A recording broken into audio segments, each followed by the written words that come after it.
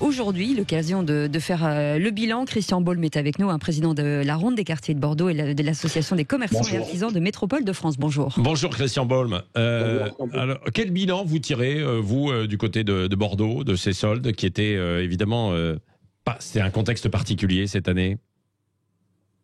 Alors, le contexte particulier, il faut qu'on revienne un petit peu dessus. Au mois de décembre, 4 semaines avant le début des soldes, on décide de les décaler. Le ministre a pris cette décision après concertation. Ça paraissait opportun puisque les restaurants devaient ouvrir, la vie devait reprendre son cours presque normal. Voilà. Plouf plouf, c'est pas le cas. Donc, ce sont des soldes qui ont démarré très moyennement, en sachant que le climat, notamment dans tout le sud-ouest, était minable, et ça on ne peut rien, et que les centres commerciaux étaient bondés. Alors, il s'est trouvé que la fin des soldes a favorisé pour une fois les centres-villes notamment des métropoles et de toutes les métropoles de France. Les grandes métropoles ont enfin retrouvé une fréquentation à la hauteur.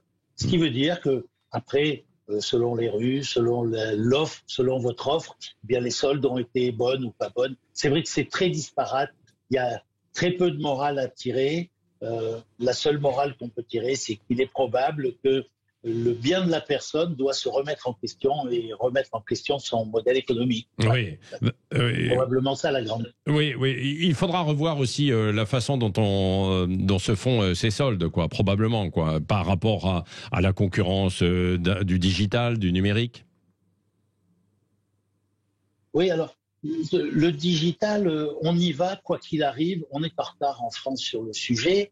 Ça fait plusieurs années qu'en tout cas la Ronde des quartiers avait entrepris des travaux avec la municipalité pour essayer de voir ce qu'on pouvait faire. Jusque-là, pas d'urgence. Maintenant, l'État a décidé d'une urgence. Les commerçants s'y mettent, mais le temps de s'y mettre, c'est 1 an de travail. Donc, c'est pas ça qui va nous sauver maintenant.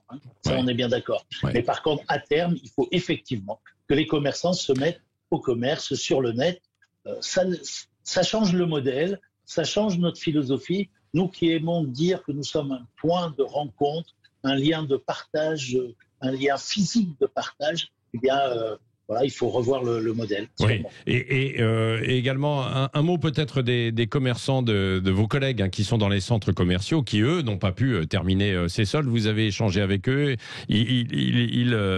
Comment voient-ils les choses? Pour eux, c'est quand même beaucoup plus délicat, beaucoup plus difficile.